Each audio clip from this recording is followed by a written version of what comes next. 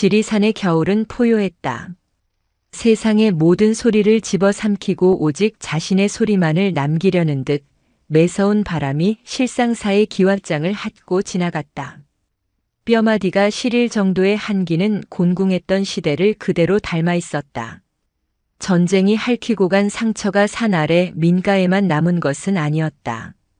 산중 사찰의 겨울은 그 상처 위로 쏟아지는 눈처럼 묵묵하고도 무거웠다. 주지 현묵 노스님은 이른 새벽 목탁 소리 대신 바람 소리에 먼저 눈을 떴다. 법당 창호지에 얼어붙은 성애가 희미한 달빛을 어지럽게 흐트려 놓고 있었다. 낮고 깊은 신음이 마른 입술 사이로 새어나왔다. 가부좌를 튼 무릎이 시린 것이 아니었다. 창고에 얼마 남지 않은 곡식이 그리고 이 혹한을 버텨야 하는 대중들의 안위가 노스님의 어깨를 무겁게 짓눌렀다. 그때였다. 밖에서 부산한 소리가 들려왔다. 이놈의 것이 감히 공양간을. 새벽 예불을 준비하던 공양주 보살의 날카로운 목소리였다. 현묵은 조용히 자리에서 일어나 두꺼운 솜 누더기를 걸치고 밖으로 나섰다. 새벽의 푸른 빛이 채 가시지 않은 마당에는 공양주 보살과 이제 막 잠에서 깬 비군이 스님 몇이 무언가를 둘러싸고 웅성거리고 있었다. 무슨 일들인가? 현묵의 목소리에 모두가 흠칫하며 귀를 열었다. 그리고 그 중심에 이제 4살이 된 동자승 수호가 서 있었다. 수호는 갓난아기 때 이 절 앞에 버려진 아이였다. 첫눈이 몹시도 내리던 날 보자기에 쌓인 아이는 울지도 않고 그저 맑은 눈으로 자신을 발견한 현묵을 바라보고 있었다. 노스님은 그 눈을 보고 깨달음을 지킨다는 뜻으로 수호라는 법명을 내렸다. 그런데 지금 수호의 모습이 이상했다. 노스님, 이 아이가 글쎄 귀한 쌀을. 공양주 보살이 울상이 되어 가리킨 곳에는 작은 쌀가마니가 쓰러져 있었고 흩어진 쌀알 위로 산새 몇 마리가 날카로운 발톱을 받고 서 있었다. 그리고 수호는 그 새들 앞에 두 손을 모으고 가만히 서 있었다. 작은 머리통은 예쁘게 깎여 푸른 빛이 돌았고 얇은 솜저고리 하나만 걸친 몰골이었다. 수호야. 현묵이 불렀다. 수호가 천천히 고개를 돌렸다. 내 살배기 아이의 눈이라고는 믿기지 않는 깊고 투명한 눈이었다. 그 눈에는 두려움도 잘못을 저지른 아이 특유의 주눅듦도 없었다. 쉿. 수호가 작은 검지를 입술에 가져다 댔다. 무어라. 새들이 놀랍니다. 수호의 목소리는 새벽 공기처럼 맑았지만 그 내용은 스님들을 당황하게 하기에 충분했다. 아니, 저 녀석이. 수호야. 저 새들은 산의 지천으로 널린 게 먹을 것인데 지금 우리 대중이 먹을 쌀을 축내고 있지 않느냐. 저것들이 어떤 놈들인데. 한 성깔 하는 비군이 스님이 소리치며 새들을 향해 달려들려 했다. 아닙니다. 수호가 스님 앞을 막아서듯 한 걸음 옆으로 섰다. 아니긴 뭐가 아니야. 새들이 배고프다고 했습니다. 뭐? 어젯밤에 저에게 와서 울었습니다. 아기 새들이 춥고 배고파서 죽어가고 있다고 스님 하고 울었습니다. 순간 마당에 싸늘한 침묵이 흘렀다. 4살 아이가 지어낸 이야기라고 하기에는 수호의 표정이 너무나도 진지하고 슬퍼 보였다. 아이는 마치 제 식구가 굶주리기라도 한 것처럼 금방이라도 눈물을 터뜨릴 듯한 얼굴이었다. 현묵 노스님이 가만히 수호의 곁으로 다가갔다. 그리고 흩어진 쌀알을 쪼고 있는 새들을 바라보았다. 혹한의 깃털이 잔뜩 부풀어 있었지만 이상하게도 사람을 두려워하지 않았다. 마치 수호가 자신들을 지켜줄 것이라 믿는 듯 했다. 수호야. 현묵이 아이의 둥근 머리에 천천히 손을 올렸다. 차갑게 얼어붙어 있었다. 너는 저 새들의 말이 들리느냐? 수호가 고개를 끄덕였다. 그럼 내가 한 일이 공양간의 규율을 어긴 것이라는 것도 아느냐? 수호가 잠시 망설이더니 다시 고개를 끄덕였다. 그런데도 쌀을 내어주었느냐. 수호가 현묵을 올려다보았다. 그 맑은 눈에 눈물이 그럭 맺혔다. 배가 고파 보였습니다. 그 한마디였다. 배가 고파 보였습니다. 현묵은 더 이상 아무 말도 할 수 없었다. 자비와 분별심의 차이를, 중생구제와 사찰의 규율 사이의 무게를 어찌 4살 아이에게 가르치랴. 아니, 오히려 자신이 지금 이 4살 아이에게서 무언가를 배우고 있는 것이 아닌가. 스님, 그래도 저건 공양주 보살이 무어라 더 말하려 할 때였다. 되었다. 현묵이 수호의 작은 손을 잡았다. 얼음장처럼 차가웠다. 새들이 쪼고 남은 쌀은 깨끗이 쓸어 담고 수호는 내가 데려가겠다. 모두 예불 준비를 하라. 현묵은 아이의 손을 잡고 자신의 처소로 향했다. 다른 스님들은 무언가 말 못할 기분에 사로잡혀 그저 새들이 쌀을 다 쪼아 먹고 날아갈 때까지 멍하니 서 있을 뿐이었다. 처소로 돌아온 현묵은 아궁이에 급히 불을 지폈다. 그리고 꽁꽁 언 수호의 손발을 자신의 겉옷 자락으로 감싸 녹이기 시작했다. 수호야, 네 스님, 춥지 않았느냐? 새들이 더 추워 보였습니다. 현묵은 말문이 막혔다. 그는 가만히 수호의 눈을 들여다보았다. 이 아이는 갓난아기 때 발견되었을 때부터 기이한 데가 있었다. 젖을 물려도 잘 울지 않았고 그저 조용히 현묵의 연불 소리를 듣곤 했다. 걸음마를 떼기 시작하면서부터는 법당에서 스님들이 절을 하는 모습을 흉내내곤 했다. 하지만 가장 기이한 것은 살아있는 것들에 대한 아이의 태도였다. 지난 여름 수호는 법당 뒤뜰에서 죽어가던 작은 벌레 한 마리를 발견했다. 다른 아이들 같으면 밟아 죽이거나 무서워 도망쳤을 터. 하지만 수호는 꼬박 반나절을 그 벌레 곁에 쭈그리고 앉아 있었다. 현묵이 다가가 물었다. 무얼 하느냐? 수호가 답했다. 아파합니다. 내가 어찌 아느냐? 소리가 들립니다. 아프다고 아프다고. 현묵은 그저 아이의 말이라 치부했었다. 하지만 오늘 새벽의 일은 달랐다.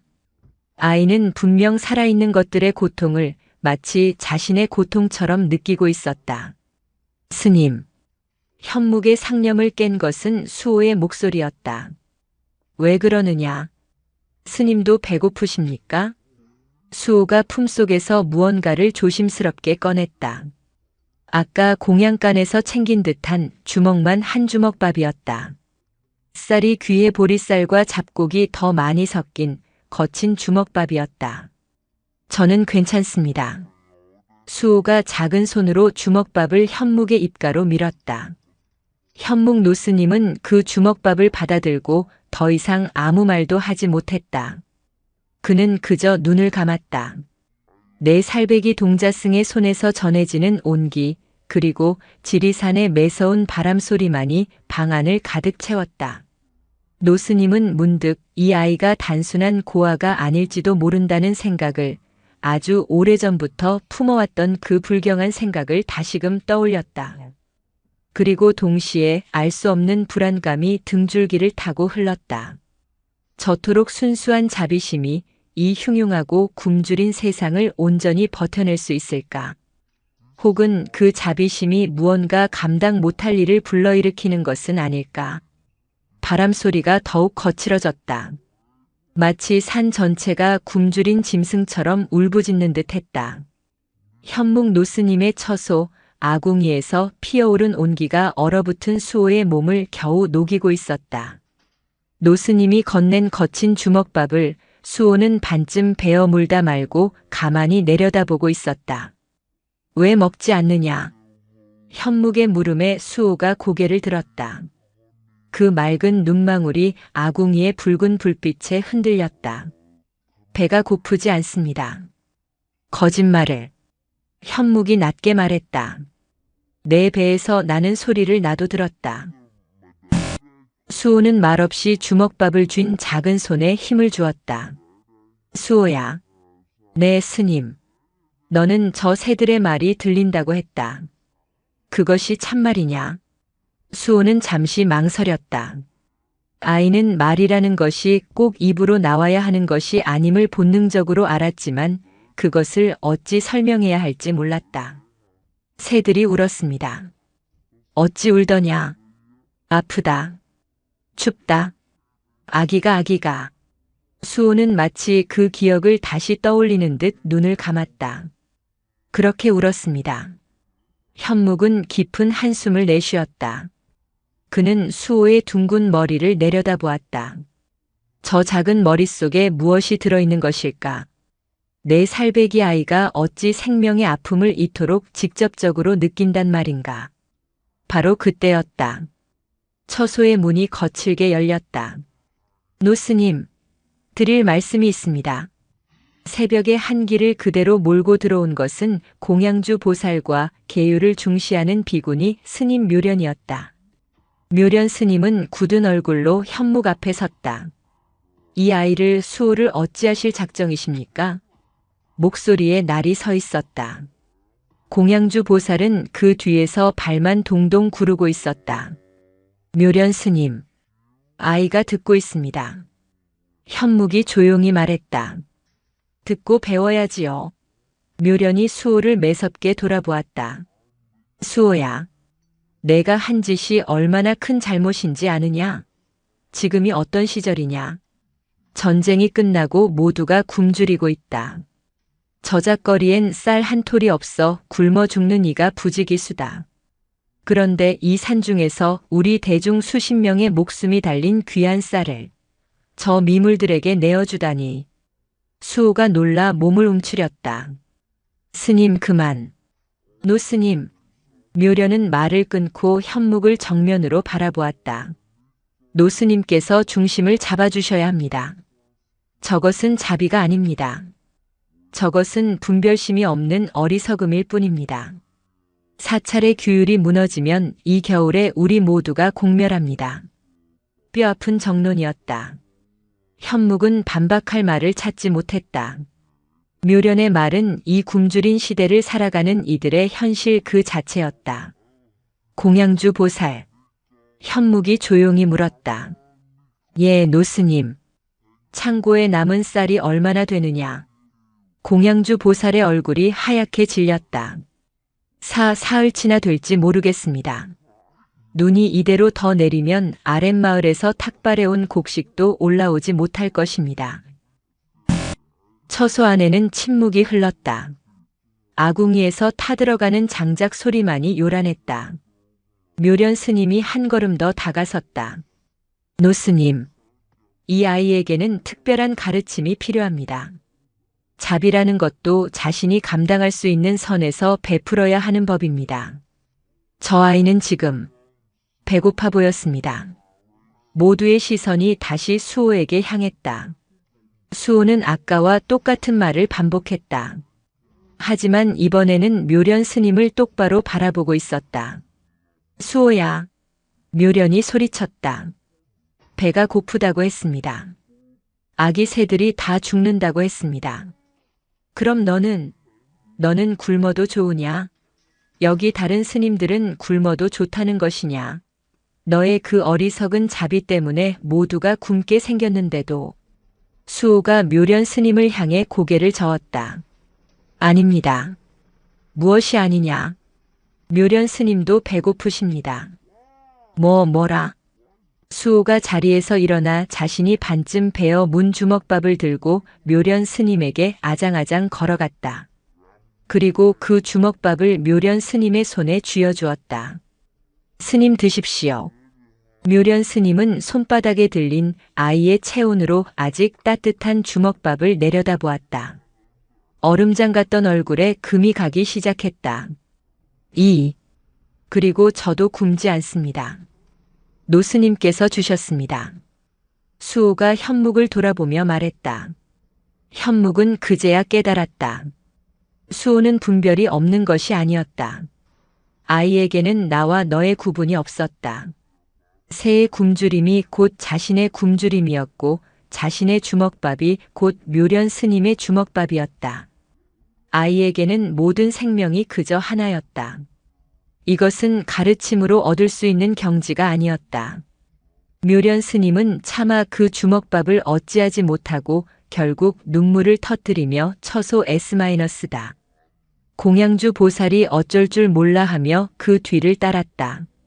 처소에는 다시 현묵과 수호 둘만 남았다. 현묵은 수호를 자신의 무릎에 앉혔다.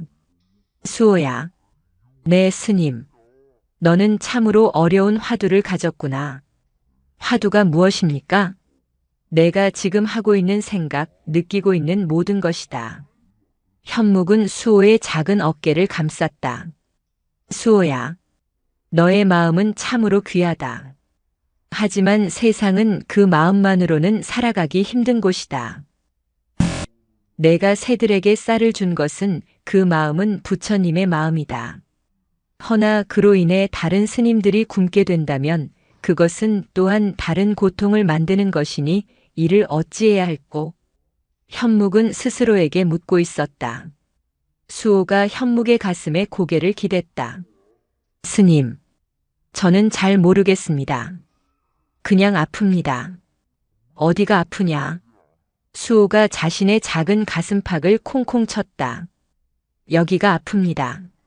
새들도 아프고 묘련 스님도 아프고 노스님도 아파 보입니다. 현묵은 눈을 감았다.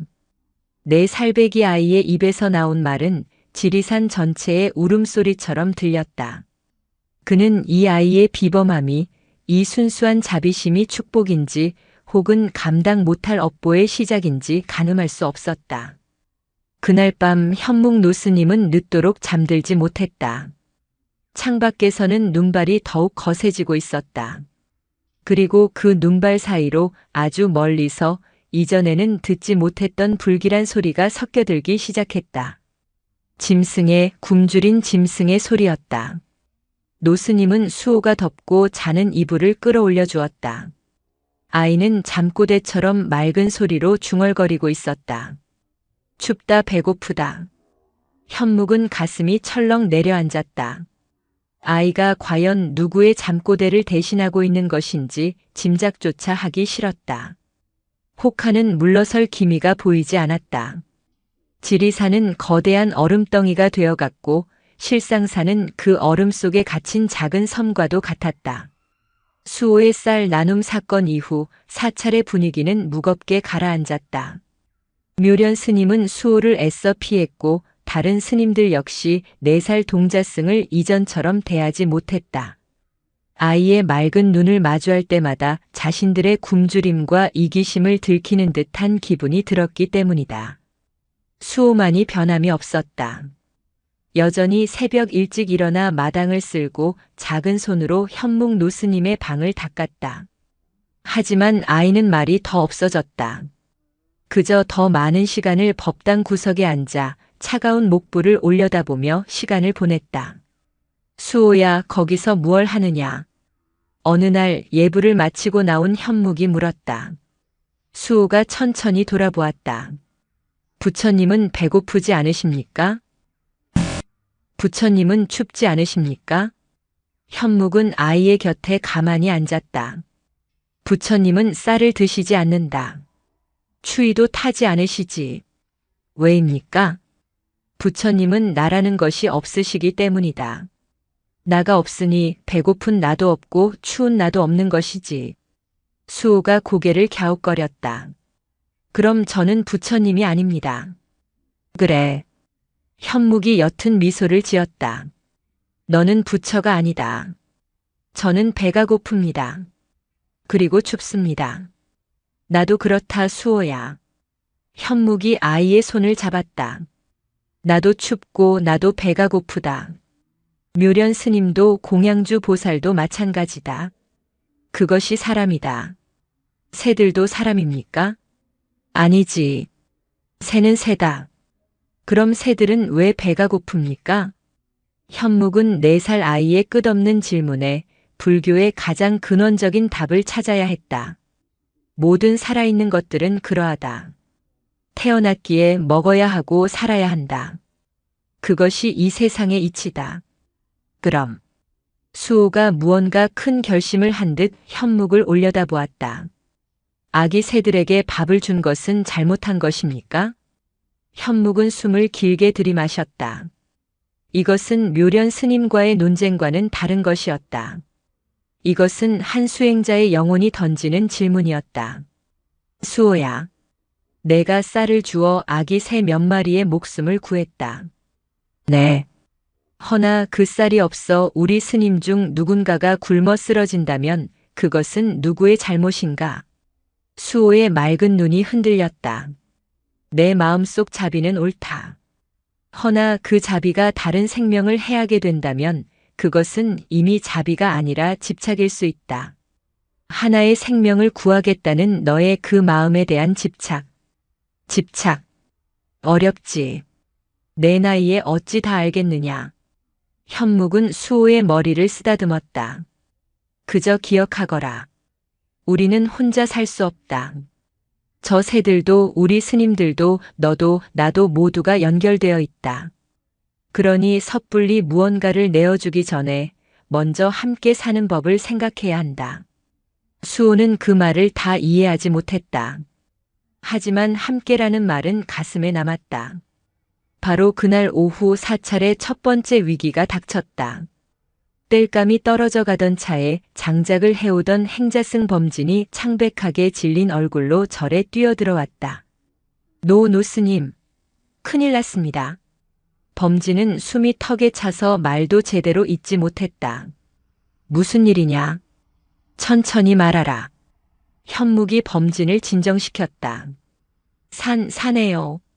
저쪽 큰 소나무 아래 산신각 가는 길목이 전부 파헤쳐졌습니다. 파헤쳐져? 묘련 스님이 미간을 찌푸렸다. 누가? 이 눈보라에? 사람이 아닙니다. 발자국이 이만합니다.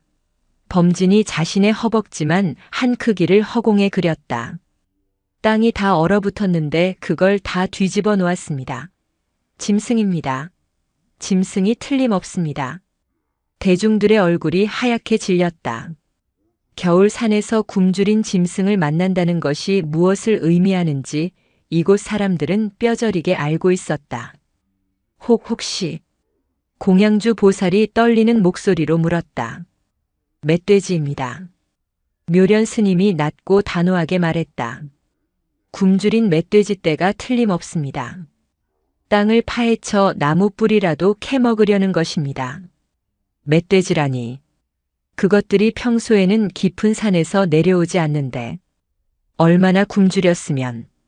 스님들의 웅성거림이 공포로 변해갔다. 모두 들으시오. 현묵 노스님이 목소리를 높였다. 당장 사찰의 모든 문을 걸어 잠그시오. 범진과 묘련 스님은 나를 따라와 상황을 살핀다. 나머지는 절대 처소 밖으로 나오지 마시오. 현묵과 묘련 그리고 범진이 급히 산신각 방향으로 향했다. 현장은 처참했다. 단단하게 얼어붙었던 땅이 마치 쟁기질이라도 한 것처럼 온통 파헤쳐져 있었다. 성인 남자의 주먹보다 큰 발자국들이 사방에 찍혀 있었다. 한두 마리가 아닙니다. 묘련이 침을 삼켰다. 이것들은 현묵이 무너진 돌무더기 앞에서 멈춰섰다. 산신에게 올리던 작은 제단이었다. 재물도 모자라 산신각까지 건드렸구나. 이놈들의 이성이 완전히 끊겼다. 노스님 이것들이 절까지 내려오면. 범진이 울먹였다. 내려온다. 현묵이 차갑게 말했다. 이미 냄새를 맡았을 것이다. 우리가 모아둔 곡식 냄새를. 그들의 등 뒤로 실상사의 해묵은 문이 닫히는 무거운 소리가 들렸다. 그날 밤 아무도 잠들지 못했다. 스님들은 각자의 처소에서 혹은 법당에 모여 두려움에 떨며 연부를 외웠다. 바람 소리인지 짐승의 울음소리인지 모를 것이 밤새도록 절마당을 배회했다. 그리고 그 모든 소란의 한가운데 수호는 자신의 방에서 가만히 눈을 뜨고 있었다. 아이는 춥지도 무섭지도 않았다. 다만 너무나도 시끄러웠다. 수많은 소리가 수많은 배고픔의 아우성이 아이의 머릿속으로 파고들고 있었다. 배고파. 먹을 것을 다오. 다 죽는다. 새들의 울음소리와는 비교도 안 되는 거대하고 흉포하며 절박한 굶주림의 외침이었다. 수호는 이불을 걷어차고 일어났다. 그리고 창호지 문에 작은 구멍을 뚫어 밖을 내다보았다. 눈발이 멎은 마당에는 달빛이 교교했다. 그리고 그 달빛 아래 검은 그림자들이 서 있었다. 하나, 둘, 셋, 10마리도 넘는 거대한 그림자였다. 멧돼지 떼였다. 그들은 아직 경내로 들어오지 못하고 굳게 닫힌 문 앞에서 거친 숨을 내뿜고 있었다. 수호는 그들의 눈을 보았다. 굶주림에 붉게 충혈된 이성을 잃은 맹수의 눈이었다. 그런데 그 순간 무리의 우두머리로 보이는 가장 거대한 멧돼지가 고개를 들었다. 그리고 정확히 수호가 숨어보고 있는 창호지를 노려보았다. 수호와 멧돼지의 눈이 어둠 속에서 마주쳤다. 쿵. 수호의 심장이 내려앉았다. 쿵. 쿵. 멧돼지가 마치 무언가를 확인이라도 하듯 육중한 머리로 사찰의 문을 들이받기 시작했다. 으악! 비명소리와 함께 절 전체가 공포에 휩싸였다. 멧돼지 떼가 드디어 사찰의 문을 부수기 시작한 것이다. 쿵! 첫 번째 소리는 둔탁했다. 사찰의 낡은 나무 문이 버틸 수 있는 마지막 한계점에서 내지르는 비명이었다. 쿵! 쿵! 이어진 소리는 더 이상 경고가 아니었다. 그것은 명백한 파괴의 시작이었다. 수십 년간 지리산의 풍파를 견뎌온 두껍고 무거운 그 문이 짐승의 흉포한 힘에 밀려 틈새를 벌리기 시작했다. 으악! 가장 먼저 비명을 지른 것은 공양주 보살이었다. 평생을 부처님께 공양을 올리며 온화한 말만 하던 그녀의 입에서 생경한 공포의 외침이 터져나왔다. 문이, 짐승들이, 노스님, 법당과 각자의 처소에서 공포에 질려 숨죽이고 있던 스님들 전체가 그 소리에 전염된 듯 술렁이기 시작했다. 모두 법당으로, 어서 대웅전으로 모이시오. 현묵 노스님의 목소리가 지리산의 밤바람을 찢고 울려 퍼졌다. 그 목소리에는 평소의 차분함 대신 다급함과 일말의 두려움이 묻어 있었다. 묘련 스님, 범진, 행자승들은 어서 노약한 스님들을 부축하여 대웅전으로. 묘련 스님은 이미 뛰쳐나오고 있었다. 그녀의 얼굴은 분노인지 공포인지 모를 감정으로 붉게 상기되어 있었다. 노스님, 저 짐승들이, 저것들이 감히. 말할 시간 없다. 어서 움직이시오. 현묵은 묘련 스님을 재촉하고는 반대편으로 몸을 돌렸다. 수호의 처소였다. 쿵, 쿵, 콰지직. 마침내 문 한쪽의 경첩이 뒤틀리는 소리가 들렸다. 틈새가 벌어지자 밖에서 대기하던 굶주린 짐승들의 거친 숨소리와 굶주림에 들뜬 그르렁거림이 틈새를 비집고 사찰 마당으로 쏟아져 들어왔다. 그것은 단순한 소리가 아니라 굶주림이라는 원초적인 공포가 가지는 실체, 그 냄새였다. 수호야, 수호야. 현묵은 수호의 처소 문을 거칠게 열어젖혔다. 아이는 방 한가운데에 자리에 누워있지도 않고 그렇다고 두려움에 떨고 있지도 않은 기묘한 모습으로 앉아 있었다. 아이는 두 손으로 자신의 작은 귀를 꾹 막고 있었다. 수호야. 현묵이 아이의 어깨를 잡고 흔들었다. 그제야 수호가 천천히 고개를 들었다. 달빛이 창호지를 통해 희미하게 비치는 아이의 얼굴은 창백하게 질려 있었지만 눈물은 없었다. 스님. 아이의 목소리가 심하게 떨리고 있었다. 무서우냐? 어서 가야 한다. 현묵이 아이를 안아들려 했다. 아닙니다. 수호가 현묵의 손을 밀어냈다. 무섭지 않습니다. 그럼 무엇냐? 저 소리가 들리지 않느냐? 짐승들이 문을 부수고 있다. 소리가.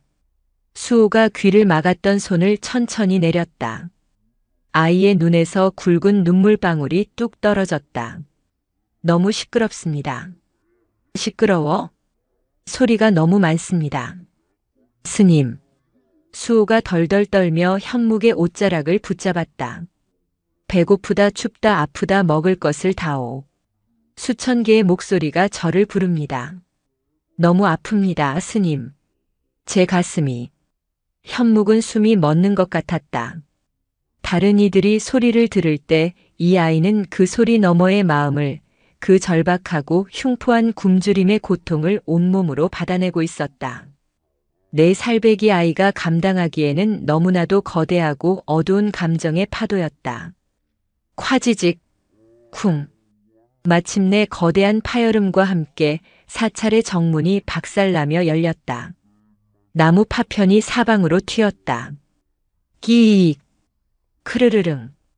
10마리, 아니 20마리는 좋게 되어 보이는 멧돼지 떼가 굶주림에 붉게 충혈된 눈을 번뜩이며 마당으로 쏟아져 들어왔다.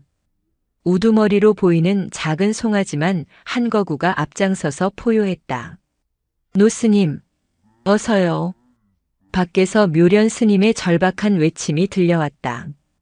현묵은 정신을 차렸다.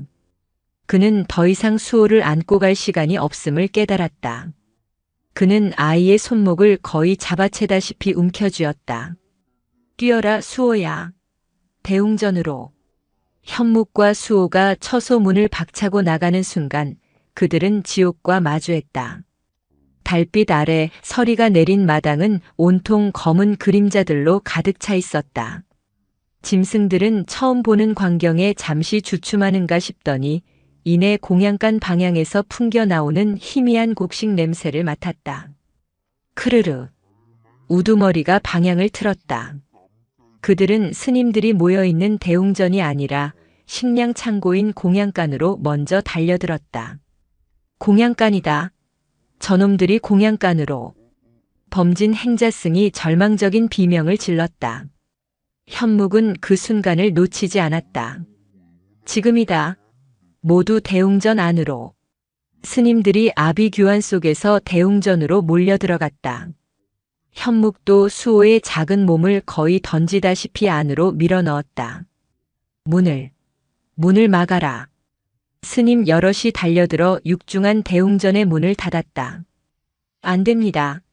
저것만으로는. 묘련 스님이 소리쳤다. 법상을 가져와 문을 받쳐야 합니다. 스님들이 일사불란하게 움직였다. 예불을 올리던 무거운 나무 법상과 의자, 심지어 거대한 촛대까지 가져와 문 뒤에 쌓아 올렸다. 임시 방편의 바리케이드였다. 쿵, 쿵, 쿵. 밖에서는 멧돼지들이 공양간의 문을 부수고 얼마 남지 않은 쌀가마니를 찢는 소리가 광기처럼 들려왔다. 그릇이 깨지고 장독대가 무너지는 소리가 뒤섞였다. 흐어. 공양주 보살이 그 소리를 들으며 주저앉아 통곡했다. 다 끝났다. 우리 쌀 이제 다 굶어 죽어. 대웅전 안은 순식간에 절망의 냉기로 가득 찼다. 스님들은 부처님 앞에 엎드려 그것이 공포 때문인지 아니면 진정한 귀의인지 모를 염불을 다급하게 외기 시작했다. 관세음보살, 관세음보살. 수십 명의 목소리가 공포에 떨며 하나가 되었다. 현묵 노스님은 그 혼란의 한가운데서 수호를 부처님의 제단 구석으로 끌고 갔다. 수호야, 수호야, 괜찮으냐? 수호는 대답이 없었다. 아이는 여전히 귀를 막고 있었지만 이제는 귀로 들리는 소리 때문이 아님을 현묵은 알았다. 아이는 온몸으로 마당에서 벌어지는 굶주림의 광연을 느끼고 있었다. 짐승들의 포악함, 쌀을 차지하기 위한 싸움, 그 모든 감정이 아이를 짓누르고 있었다. 스님. 수호가 마침내 입을 열었다. 그래, 저기 짐승들이 있다. 허나 괜찮다. 부처님께서 지켜주실 것이다. 현묵은 자신도 믿지 못하는 말로 아이를 달랬다. 아닙니다. 수호가 고개를 저었다. 저기 공양간에 공양가는 잊어라. 우리 목숨이 먼저다. 아기 멧돼지가 있습니다. 무어라. 큰 멧돼지들한테 밟히고 있습니다. 어미를 잃고 밟혀서 아프다고. 수호의 눈이 방금 전 현묵이 보았던 멧돼지들의 눈처럼 붉게 충혈되기 시작했다. 그것은 공포나 분노가 아니었다. 그것은 순전한 고통의 전이었다. 현묵은 아이의 말을 확인하고 싶지도 믿고 싶지도 않았다. 그는 그저 수호의 눈을 손으로 가렸다. 보지 마라. 듣지 마라, 수호야. 그것은 내가 감당할 것이 아니다. 바로 그때 밖에서 들리던 광란의 소리가 거짓말처럼 잠잠해졌다. 쌀과 마니를 찢던 소리, 서로 싸우던 소리가 모두 멎었다. 대웅전 안의 연불 소리도 덩달아 잦아들었다. 왜 저러지? 범진이 떨리는 목소리로 물었다. 쌀을 다 먹은 개야. 묘련 스님이 침을 삼키며 말했다. 정적이 흘렀다. 숨막히는 정적. 그리고 다음 순간 대웅전의 문이 흔들렸다. 쿵. 공양간을 초토화시킨 짐승들이 이제 그들의 마지막 목표물을 발견한 것이었다. 쿵. 쿵. 쿵. 아까와는 비교도 안 되는 노골적인 사리와 굶주림을 담은 충격이 스님들이 쌓아 올린 바리케이드를 뒤흔들기 시작했다. 쾅. 콰드득. 대웅전의 문은 사찰 정문보다 튼튼했지만 수십 마리의 굶주린 맹수들이 합심하여 쏟아붓는 무게와 힘을 견뎌내기에는 역부족이었다. 문을 받치고 있던 무거운 법상들이 짐승들의 충격에 맞춰 끔찍한 소리를 내며 뒤로 밀려나기 시작했다. 막아라. 힘을 더 쓰시오. 현묵 노스님이 소리쳤다. 젊은 스님들과 행자승들이 비명을 삼키며 눈물범벅이 된 채로 밀려나는 법상의 어깨를 댔다. 관세음보살, 관세음보살. 공포에 질린 늙은 스님들의 연불소리는 이제 울부짖음에 가까웠다. 소용없습니다, 노스님. 묘련 스님이 절망적인 목소리로 외쳤다. 그녀는 손에 무너진 촛대 하나를 무기처럼 들고 있었다. 저것들은 이성을 잃었습니다. 쌀을 먹고도 만족을 못한 겁니다. 이제 우리를. 차마 뒷말을 잇지 못했지만 그 의미는 모두에게 전달되었다. 공포가 극에 달하자 몇몇 스님은 부처님 뒤편으로 도망쳐 몸을 숨기려 했다. 흩어지지 마시오. 흩어지면 각계격파당할 뿐이다. 현묵이 애써 질서를 잡으려 했지만 죽음의 공포 앞에선 부처님의 가르침도 주지 스님의 위엄도 무력했다. 콰지직. 마침내 문 한쪽이 버티지 못하고 부서졌다. 날카롭게 쪼개진 나무 파편 사이로 붉게 충혈된 짐승의 눈과 입가에 묻은 쌀과 피가 뒤범벅된 거품이 보였다. 기익! 그 틈으로 거대한 주둥이가 먼저 들어왔다. 아! 범진 행자승은 그 자리에 주저앉아 오줌을 지렸다. 현묵 노스님은 수호를 자신의 등 뒤로 감쌌다. 이것이 마지막이구나. 지리산의 혹한 속에서 부처님을 모신 이 법당이 자신의 무덤이 될 것이로구나. 그는 눈을 감았다. 수십 년간 갈고 닦은 수행의 공력이 죽음이라는 원초적인 공포 앞에서 무참히 무너지는 것을 느꼈다. 바로 그때였다. 스님. 등 뒤에서 수호의 목소리가 들렸다. 너무나도 차분하고 이 상황과 어울리지 않게 맑은 목소리였다. 지금 무어라 할 때가 아니다. 내 뒤에. 스님.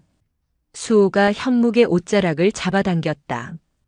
현묵이 돌아보았을 때 그는 4살배기 아이의 얼굴에서 평생 본 적 없는 표정을 보았다.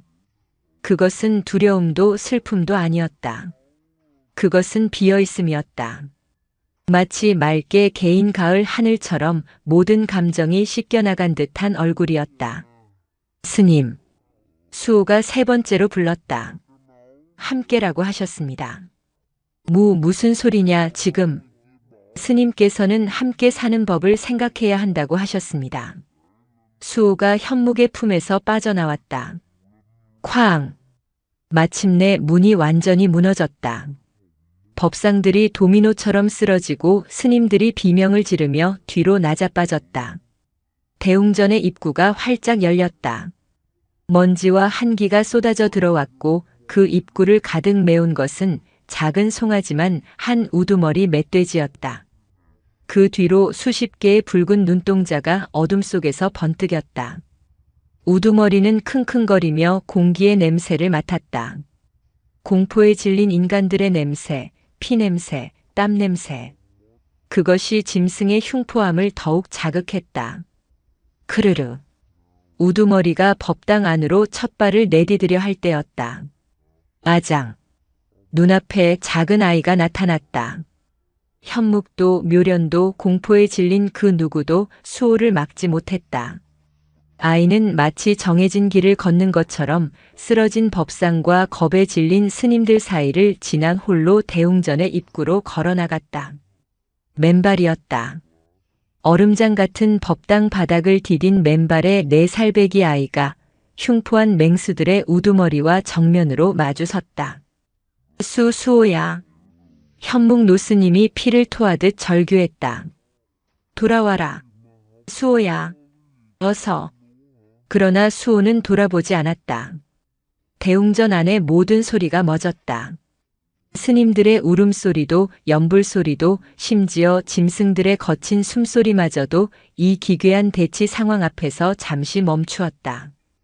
우두머리 멧돼지가 거대한 머리를 갸웃거렸다. 이것은 무엇인가? 지금까지 자신이 죽이고 찢었던 그 어떤 존재와도 달랐다. 먹잇감 특유의 공포 냄새가 나지 않았다. 위협적인 투지도 느껴지지 않았다. 그저 서 있었다.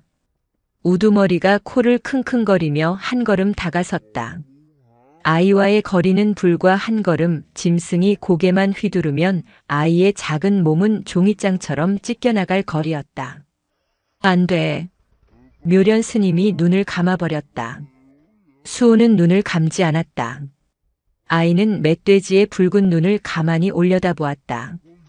그리고 아까 자신이 느꼈던 그 수천 개의 아픔과 굶주림의 목소리를 다시 한번 마주했다. 하지만 이번에는 그 파도에 휩쓸리지 않았다. 아이는 자신이 왜 아팠는지 그 이유를 깨달았다. 배고프구나. 추웠구나. 아팠구나. 수호는 자신을 짓누르던 그 모든 고통의 목소리 앞에서 아주 천천히 두 손을 가슴 앞에 모았다. 작은 두 손바닥이 만나 합장을 이루었다. 그것은 기적의 시작이었다. 합장.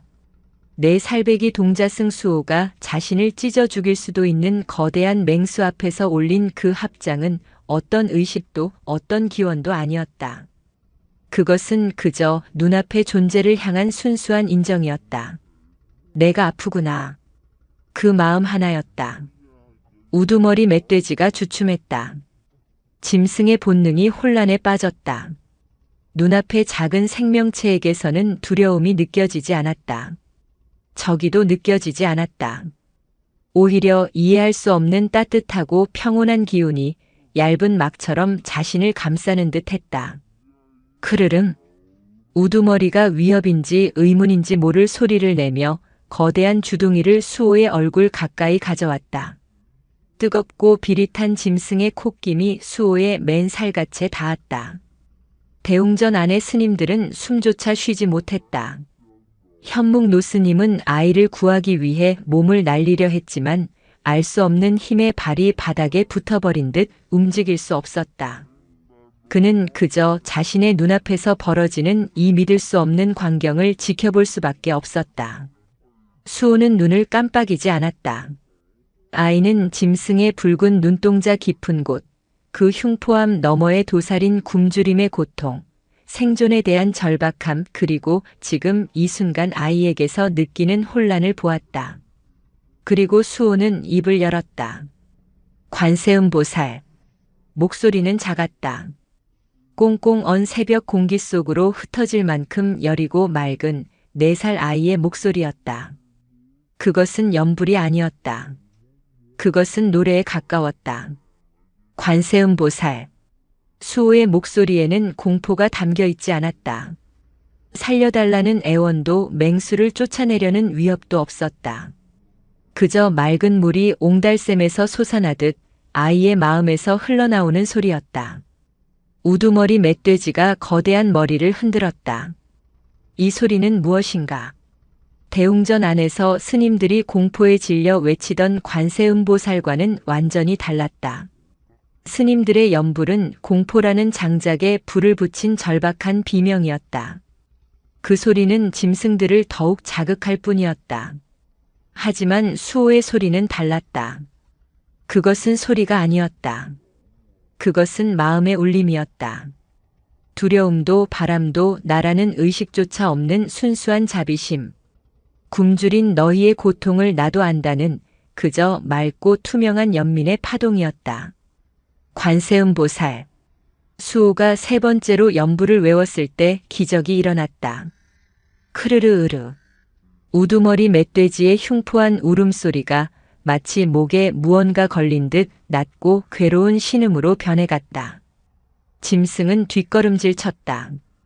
그 붉은 눈동자를 가득 채웠던 살기와 광기가 마치 끓는 물에 찬물을 부은 듯 서서히 가라앉고 있었다.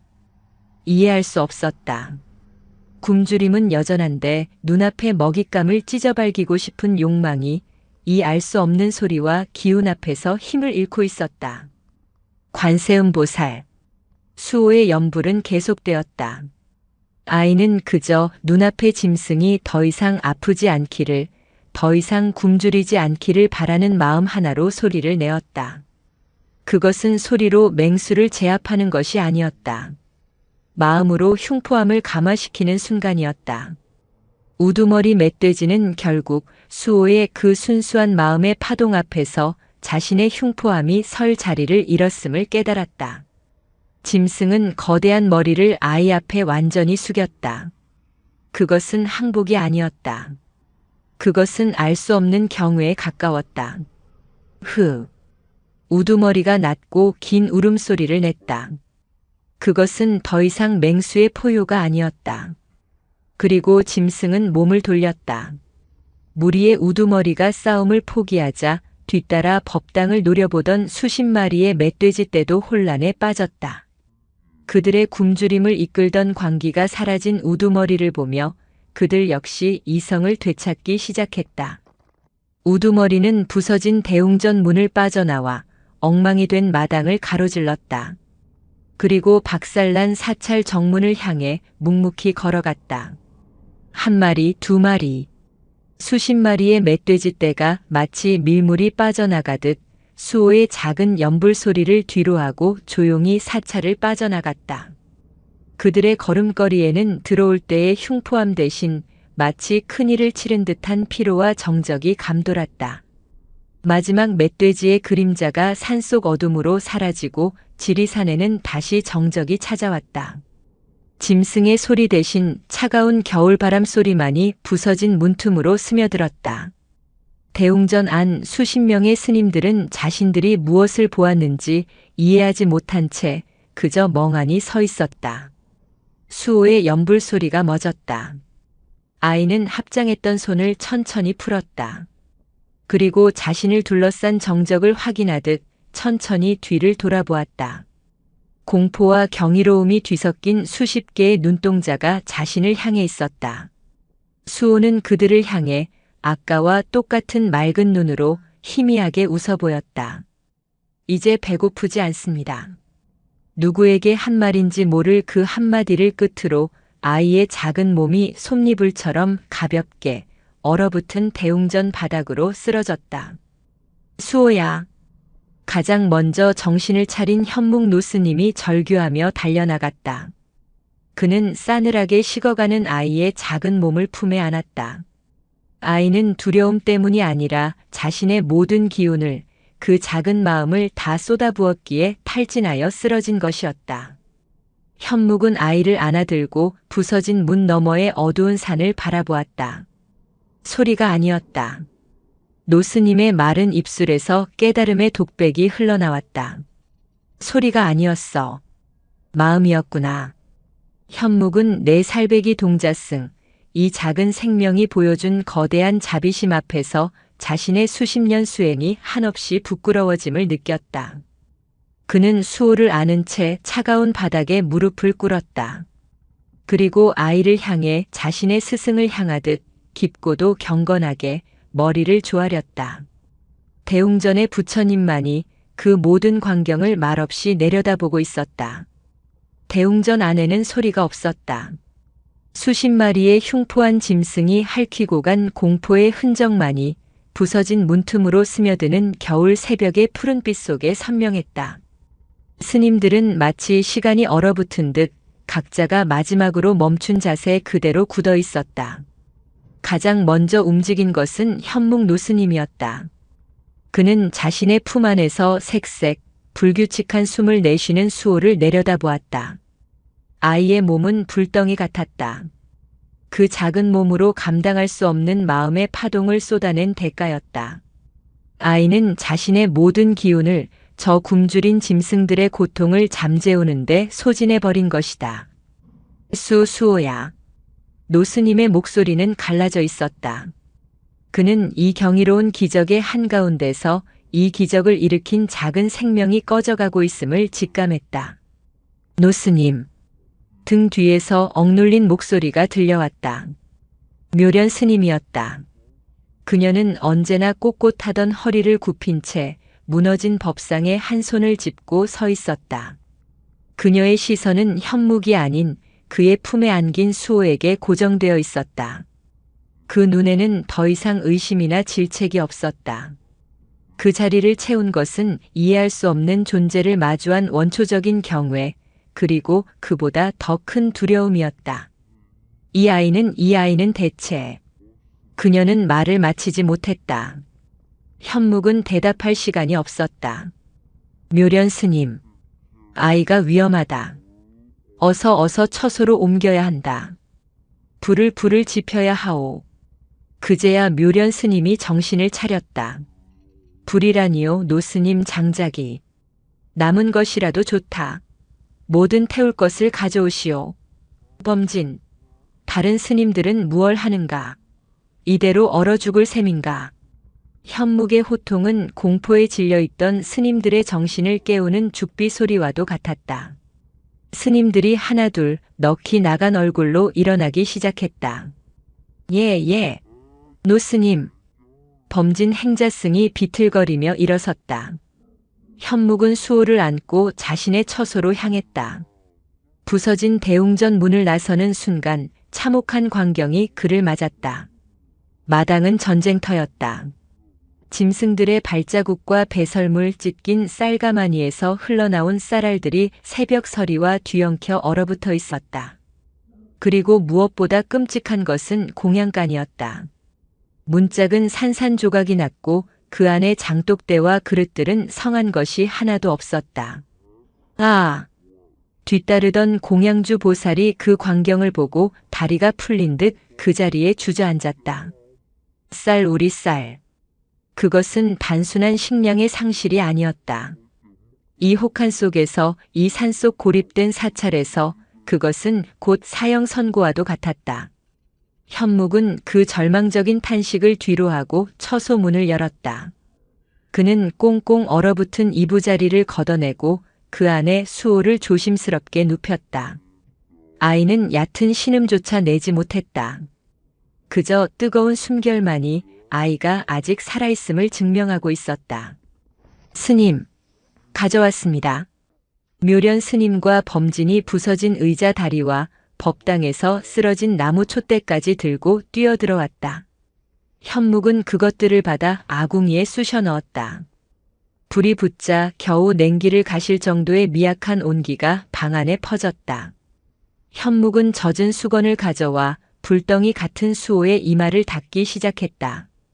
수호야, 정신을 차려야 한다.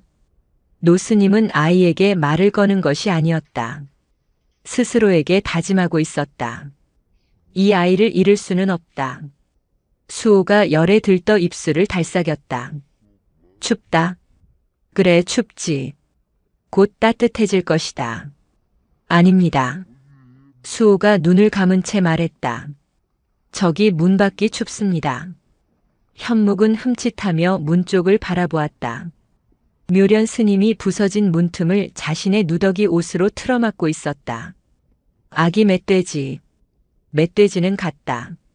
모두 산으로 돌아갔다. 아닙니다. 수호가 고개를 저었다. 밟혔습니다. 많이 아픕니다. 어미가. 아이의 목소리는 점점 더 흐려졌다. 현묵은 그제야 깨달았다. 수호가 공양간에서 느꼈던 그 어린 짐승의 고통을 아이는 여전히 자신의 고통처럼 끌어안고 있었다. 수호야. 현묵이 아이의 어깨를 붙잡았다. 그것은 너의 고통이 아니다. 놓아주어야 한다. 그 마음을 놓지 않으면 내가 죽는다. 수행자가 평생을 해도 닿기 힘든 놓아버림을 현묵은 지금 4살배기 아이에게 절박하게 요구하고 있었다.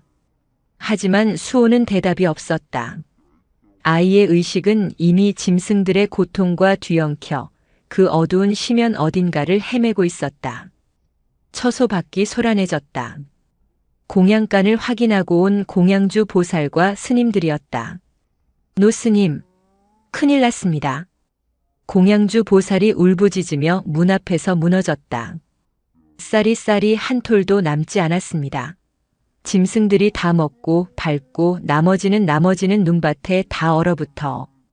그것은 절망의 선언이었다. 방 안에서 수호를 간호하던 묘련 스님이 그 말을 듣고 입술을 깨물었다. 그녀의 시선이 불길 속에서 고통스러워하는 수호에게 향했다. 이 아이가 우리를 구했다. 허나 그 구원의 대가는 이 사찰 모두의 죽음인가? 그녀의 마음속에서 경외심과 함께 또 다른 의문이 피어오르고 있었다. 부처님의 자비란 과연 무엇인가?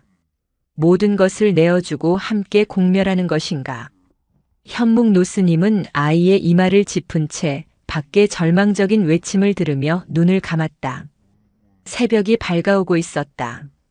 부서진 문틈으로 들어오는 빛은 희미했지만 그 빛은 마당에 펼쳐진 절망적인 풍경을 너무나도 선명하게 드러내고 있었다. 짐승들은 물러갔지만 짐승보다 더 무서운 굶주림이라는 공포가 이제 실상사의 모든 스님들 목을 조여오기 시작했다. 그리고 그 모든 공포의 한가운데서 기적을 일으킨 4살 동자승은 자신을 스쳐 지나간 수만 개의 고통에 붙잡혀 사경을 헤매고 있었다. 현묵은 깨달았다. 멧돼지 떼를 물러가게 한 것은 기적의 끝이 아니었다. 그것은 가장 혹독한 시험의 시작일 뿐이었다. 날이 완전히 밝았지만 실상사의 아침은 예불소리 대신 스님들의 절망적인 수군거림과 부서진 문을 때리는 매서운 바람 소리로 채워졌다. 대웅전은 임시로 판자와 가마니 떼기로 막아놓았지만 그 틈새로 들어오는 한기는 부처님의 자비심마저 얼려버릴 듯했다. 스님들은 모두 그곳에 모여 있었다.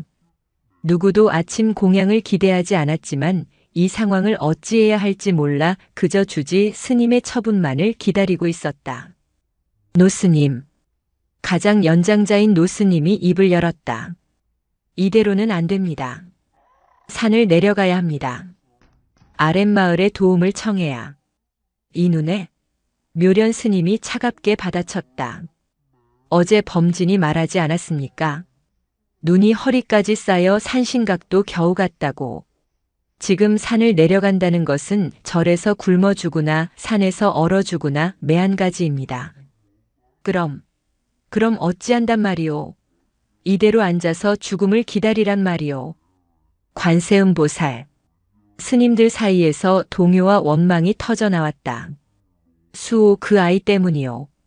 그 아이가 쌀을 새들에게 나누어 주지만 않았어도. 아니지. 그 아이가 짐승들을 쫓아내지 않았으면 우린 이미 저 짐승들의 뱃속에 있었을 것이오. 구원입니까? 이것이 구원입니까? 짐승의 밥이 되는 대신 굶어 죽는 것을 택한 것이? 논쟁이 격해졌다. 공포는 사람들의 이성을 마비시켰고 어젯밤의 기적은 하룻밤 만에 원망의 대상이 되어가고 있었다. 조용히 하시오. 그때 현묵 노스님이 아닌 묘련 스님이 소리쳤다. 그녀는 언제나처럼 날카로웠지만 그 목소리에는 이전과 다른 무게가 실려 있었다. 그녀는 밤새 수호를 간호하느라 잠 한숨 못 자 푸른 낯빛이었지만 눈은 형형하게 빛나고 있었다. 묘련 스님은 자리에서 일어나 자신을 향한 수십 개의 눈동자를 하나하나 마주했다. 여러분들은 어젯밤 무엇을 보았습니까? 아무도 대답하지 못했다. 저는 묘련 스님이 떨리는 목소리로 말을 이었다. 저는 평생을 나를 위해 수행했습니다. 나의 깨달음, 나의 해탈, 나의 안위. 그녀는 고개를 돌려 자신들이 목숨을 구걸하며 외쳤던 대웅전의 부처님을 바라보았다. 어젯밤 우리 모두는 관세음보살을 불렀습니다. 왜 불렀습니까? 그녀가 스님들을 향해 물었다. 무엇을 위해 불렀습니까? 그야 목숨을 구하기 위해. 누군가 작게 대답했다. 맞습니다. 묘련이 고개를 끄덕였다. 우리의 목숨을 구하기 위해, 나를 살리기 위해 관세음보살을 불렀습니다. 우리의 염불은 살려달라는 비명이었습니다. 짐승들을 쫓아내달라는 저주에 가까운 기원이었습니다. 그녀의 목소리가 잠시 멈추었다. 허나 수호는 달랐습니다. 묘련 스님의 눈에 뜨거운 눈물이 고였다. 그 아이도 관세음보살을 불렀습니다. 허나 그 아이의 염불은 나를 위한 것이 아니었습니다. 그 아이는 그 짐승들을 위해 염불을 했습니다. 무슨 소리요? 배고픈 짐승들을, 그 굶주림의 고통을, 그 흉포함을 가엾게 여겼습니다. 내 살배기 저 아이는 자신을 찢어 죽일 수도 있는 맹수들을 향해 그 고통을 거두어 달라고, 그 마음을 잠재워 달라고 자비를 베풀었습니다. 대웅전 안은 숨소리조차 들리지 않았다. 묘련 스님의 말은 얼음 송곳처럼 스님들의 가슴을 파고들었다. 우리는 수십 년을 수행하고도 죽음의 공포 앞에서 나를 보았습니다. 허나 저 아이는 죽음의 공포 앞에서 고통받는 중생을 보았습니다. 묘련 스님은 그 자리에 무릎을 꿇었다. 부처님을 향한 것이 아니었다. 대중들을 향한 참회였다. 쌀이 문제가 아닙니다. 굶주림이 문제가 아닙니다. 어젯밤 수호가 본 것을 우리 중 단 한 사람이라도 볼 수 있었다면 지금 우리의 마음이 이리 춥고 배고프겠습니까? 그녀가 흐느끼기 시작했다. 저는 부끄럽습니다. 쌀을 훔친다고 아이를 매도했던 제가, 짐승들을 향해 촛대를 들었던 제가 한없이 부끄럽습니다. 수호가 본 것을 저는 보지 못했습니다. 그때였다. 대웅전 문을 지키고 섰던 범진이 다급하게 외쳤다. 노스님, 수호가. 현묵 노스님이 자리에서 벌떡 일어났다. 수호가 얇은 솜저고리 하나만 걸친 채 맨발로 처소에서 걸어 나오고 있었다. 아이의 얼굴은 여전히 창백했지만 그토록 뜨겁던 열기는 가라앉아 있었다. 수호야. 현묵이 달려나가 아이를 안으려 했다. 수호는 노스님의 품을 피하지 않고 대신 작은 손으로 마당을 가리켰다. 스님. 그래, 수호야. 춥다. 어서 들어가자. 아닙니다. 수호가 고개를 저었다. 저기. 스님들의 시선이 모두 수호의 손가락 끝을 향했다. 부서진 공양간 앞, 짐승들의 피와 쌀과 흙이 뒤엉켜 얼어붙은 그곳이었다. 무엇이 있느냐? 아기. 수호가 현묵의 품에서 내려와 아장아장 그곳으로 걸어갔다. 스님들이 숨을 죽이며 그 뒤를 따랐다. 수호는 쌀더미와 부서진 나무 조각이 쌓인 곳에서 멈춰섰다. 그리고 작은 손으로 얼어붙은 쌀을 헤집기 시작했다. 수호야, 손실이다. 그때 수호의 손에 무언가 잡혔다. 그것은 짐승들의 광기 속에서 어미에게 버려지고 다른 짐승들에게 밟혀 죽은 줄 알았던 새끼 멧돼지였다. 아직 숨이 붙어 있었다. 새끼는 갓 태어난 강아지만큼 작았고 뒷다리 하나가 부러진 듯 피를 흘리고 있었다. 녀석은 굶주림과 추위, 고통 속에서 미약하게 떨고 있었다. 스님들이 모두 경악했다. 저 흉물. 범진이 돌멩이를 집어들려 했다. 멈추어라. 묘련 스님이 범진의 팔을 붙잡았다. 수호는 그 새끼 멧돼지를 어젯밤 자신이 벌레를 감쌌던 그 잎사귀처럼 조심스럽게 품에 안았다. 새끼는 수호의 품에서 마지막 남은 온기를 찾으려는 듯 아이의 옷자락을 파고들었다. 수호는 새끼를 안고 돌아서서 자신을 둘러싼 수십 명의 스님들을 올려다보았다. 그리고 어젯밤과 똑같은 말을 했다. 배가 고파 보입니다. 현묵 노스님도 묘련 스님도 그 자리에 있던 그 누구도 아무 말도 하지 못했다. 그들은 자신들이 방금 전까지 죽음과 절망이라고 불렀던 것의 실체를 그 거대한 관념이 아닌 눈앞에 고통받는 작은 생명으로 마주하고 있었다. 현묵은 조용히 수호에게 다가갔다. 그리고 아이의 품에 안긴 새끼 멧돼지를, 그리고 그 새끼를 안고 있는 수호를 자신의 두꺼운 가사로 함께 감쌌다. 그래. 배가 고프구나. 노스님의 눈에서 뜨거운 눈물이 흘러내려 얼어붙은 쌀알 위로 떨어졌다. 우리 모두가 배가 고팠구나. 실상사의 새로운 아침이 밝았지만 그것은 희망의 아침이 아니었다. 그것은 생존의 아침이었다.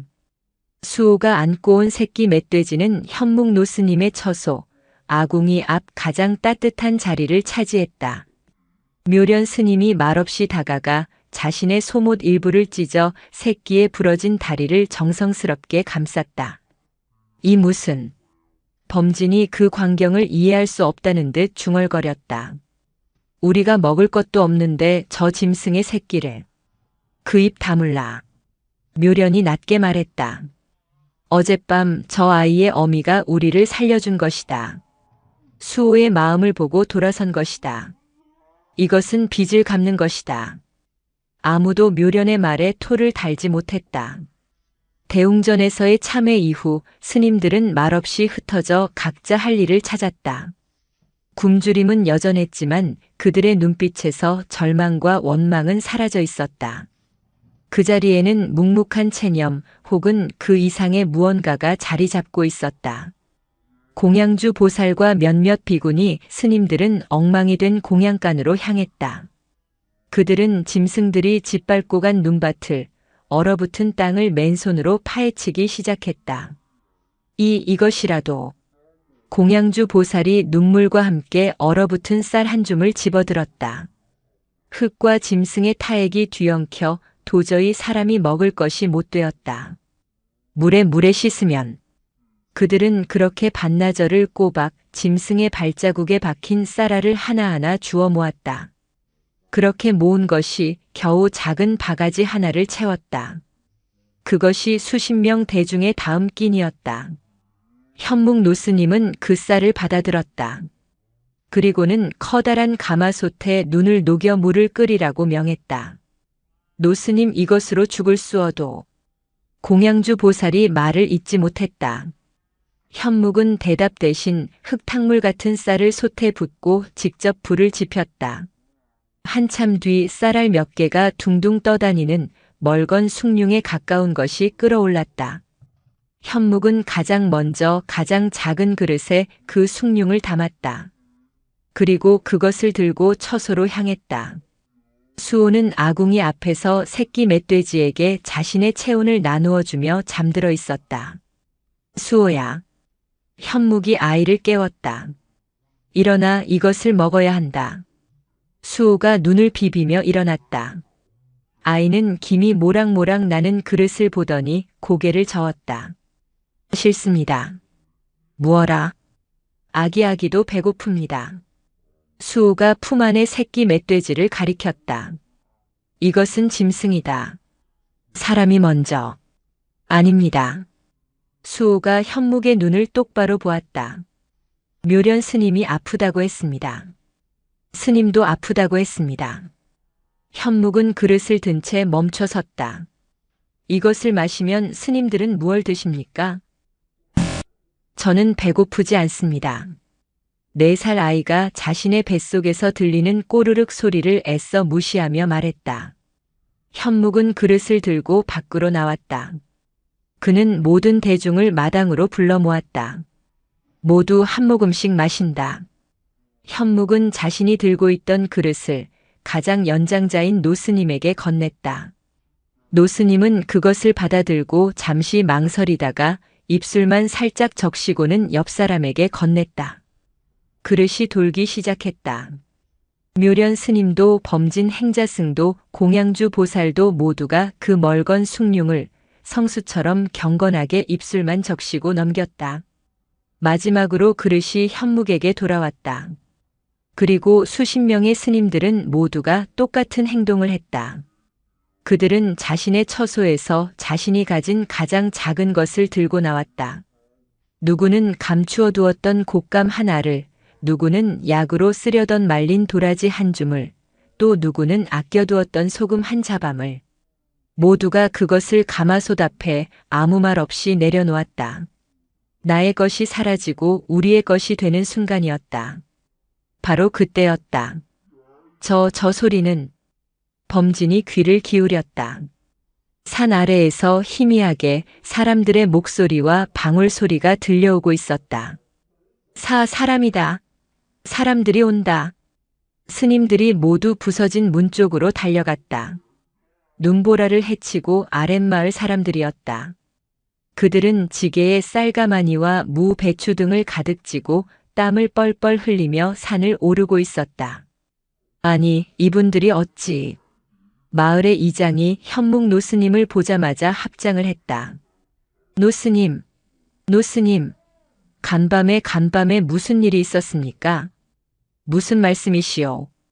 밤새도록 산 전체가 울었습니다. 짐승들의 울음소리에 마을 전체가 공포에 떨었습니다.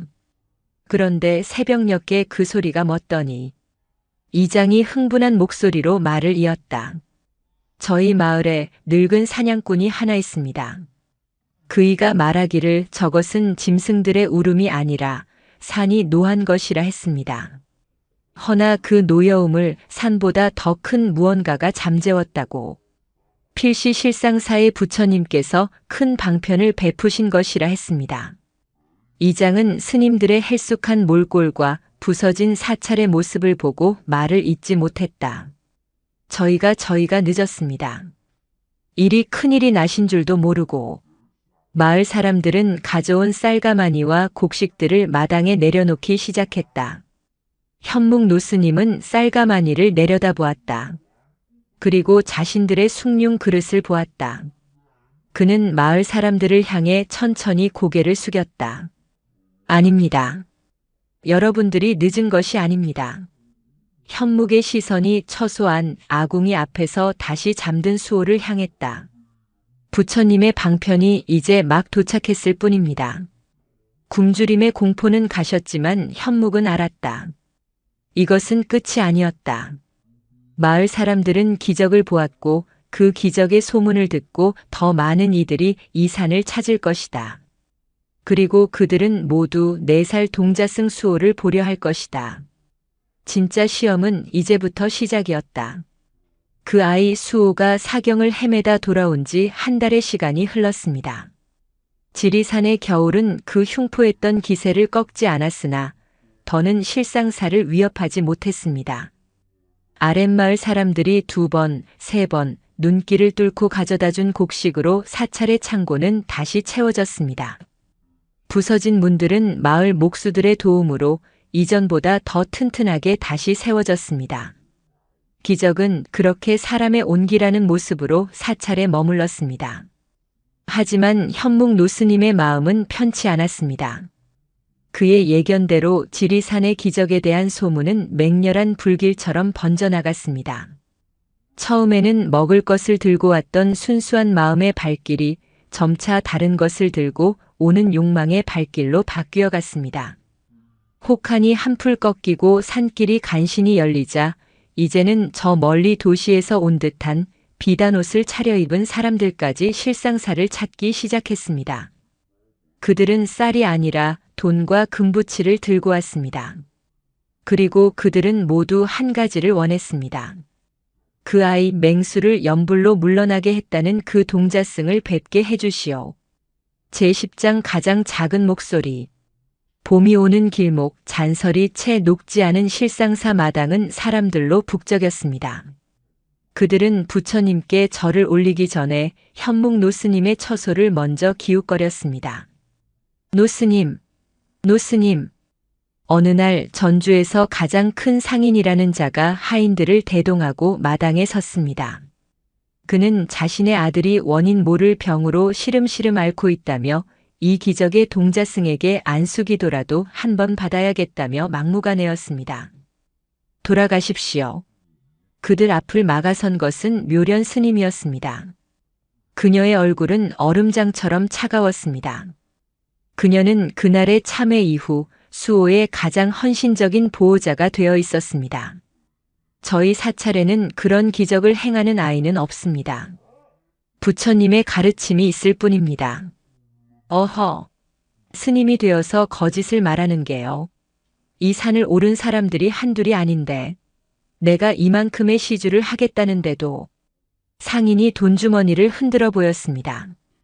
현묵 노스님이 그 소란을 듣고 처소에서 나왔습니다. 모두 소란을 거두십시오. 노스님, 저 아이를 한 번만. 수호는 지금. 현묵이 말을 고르려 할 때였습니다. 여기 있습니다. 작은 목소리가 그들 뒤에서 들려왔습니다. 수호였습니다. 한 달 사이 아이는 조금 자란 듯 했지만 여전히 작고 맑았습니다. 아이는 자신의 품보다 조금 더 커진 새끼 멧돼지를 가만히 쓰다듬어주고는 사람들 앞으로 아장아장 걸어 나왔습니다. 멧돼지는 묘련 스님이 도노 단박에 깨닫는다는 뜻의 이름을 붙여주었지만 그저 수호의 곁을 맴돌며 그가 주는 나물 뿌리를 받아먹을 뿐이었습니다. 사람들의 시선이 모두 네 살배기 동자승에게 쏠렸습니다. 그들의 눈에는 경외와 호기심 그리고 노골적인 욕망이 뒤엉켜 있었습니다. 오, 저 아이로구나. 상인이 무릎을 꿇다시피 수호에게 다가갔습니다. 애야. 아니, 동자스님. 제발 내 아들 좀. 그는 수호의 작은 손을 덥석 잡았습니다. 무엇을 원하십니까? 절을 지어드릴까요? 이 사찰 전체를 금으로 덮어드릴 수도 있습니다. 제발. 수호는 상인의 비단옷을 본 것이 아니었습니다. 그의 손에 들린 돈주머니를 본 것도 아니었습니다. 수호는 그저 그 사람의 절박하고 두려움에 가득 찬 눈을 올려다보고 있었습니다. 아이의 맑은 눈동자에 어른의 일그러진 고통이 비쳤습니다. 수호는 아무 말도 하지 않았습니다. 그저 가만히 상인의 눈을 바라보았습니다. 어젯밤 멧돼지를 만났을 때처럼 아이는 그 사람의 마음속에서 울리는 소리를 듣고 있었습니다. 잃고 싶지 않아. 두려워. 내 아들, 내 모든 것. 그것은 짐승의 굶주림과는 또 다른 인간이 가진 가장 깊은 집착의 고통이었습니다. 수호가 천천히 입을 열었습니다. 그것은 염불이 아니었습니다. 아저씨도. 아이의 목소리는 너무나 작아 상인의 귀에만 겨우 들릴 정도였습니다. 아저씨도 많이 아파 보입니다. 상인의 말이 멎었습니다. 무어라. 아들이 아픈데 아저씨 마음이 더 아픕니다. 까맣습니다. 불에 타는 것처럼 뜨겁습니다. 수호가 작은 손을 뻗어 상인의 가슴팍을 짚었습니다. 여기서 계속 울음소리가 납니다. 순간 상인의 눈이 무너졌습니다. 그는 부처님 앞에서도 의원 앞에서도 자신의 아내 앞에서도 보이지 않았던 눈물을 터뜨렸습니다. 그것은 아들을 살려달라는 눈물이 아니었습니다.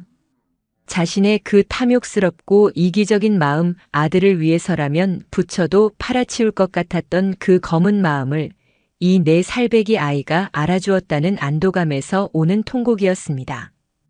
흐어 스님, 아야. 그는 수호의 발치에 엎드려 어린아이처럼 울었습니다.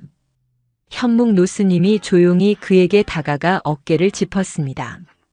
들으셨습니까? 방금 부처님의 법문을 들으신 것입니다. 현묵은 그를 일으켜 세우고 마당을 가득 메운 모든 사람들을 향해 돌아섰습니다. 여러분들은 모두 기적을 찾아 이곳에 오셨습니다. 짐승을 물리친 신통력을 구하러 오셨습니다. 노스님의 목소리는 맑았지만 산 전체를 울릴 듯한 힘이 실려 있었습니다. 허나 여러분, 어젯밤 짐승들을 물러나게 한 것은 소리가 아니었습니다. 현란한 신통력은 더더욱 아니었습니다. 현묵이 수호의 작은 머리를 쓰다듬었습니다. 그것은 굶주린 짐승의 고통을 자신의 고통으로 받아들인 이 작은 아이의 마음이었습니다. 자비심이었습니다. 현묵은 대웅전을 가리켰다. 우리는 수천 번 소리내어 관세음보살을 부릅니다. 허나 정작 우리 곁에서 고통받는 이의 작은 신음소리 하나 듣지 못합니다. 그의 시선이 울음을 그친 상인에게 향했다. 이분은 아들의 병을 낫게 해달라 이곳에 오셨지만 정작 자신이 병들어 있었음을 이 아이를 통해 깨달았습니다. 여러분이 구해야 할 기적은 밖에서 찾는 신통력이 아닙니다. 현묵 노스님이 자신을 가슴을 가리켰다. 여러분의 마음속에 이미 다 있습니다. 다만 듣지 못하고 보지 못했을 뿐입니다. 내 마음속의 아픔을 들여다보는 것, 내 곁에 있는 사람의 아픔에 귀 기울이는 것, 그것이 수호가 보여준 기적의 전부이며 그것이 부처님의 가르침 전부입니다. 소리를 구하지 마시고 그 소리를 내는 마음을 구하십시오. 마당에는 침묵이 흘렀습니다. 사람들은 더 이상 수호를 기적의 아이로 보지 않았습니다. 그들은 자신들의 일그러진 욕망을 그리고 그 속에 숨겨진 고통을 보았습니다. 그들은 가져온 재물을 시주가 아닌 부끄러움의 참회로 부처님 앞에 올리고 조용히 산을 내려갔습니다. 그해 봄 지리산 실상사에는 눈이 완전히 녹았습니다. 현묵 노스님은 더 이상 수호의 비범함을 걱정하지 않았습니다. 묘련 스님은 흉포했던 짐승의 새끼 도노에게 연부를 가르치고 있었습니다. 그리고 4살 동자승 수호는 그 모든 소란의 한가운데서 여전히 가장 작은 생명들의 소리에 귀를 기울이고 있었습니다. 수호는 대웅전 앞마당에 핀 작은 민들레 앞에 쭈그리고 앉아 있었습니다. 이제 춥지 않구나. 아이가 꽃을 향해 속삭였습니다. 지리산의 맑은 바람이 그 작은 목소리를 싣고 산 아래 세상으로 모든 살아있는 것들의 마음을 향해 멀리 퍼져나가고 있었습니다. 그것은 소리가 아닌 마음의 울림이었습니다.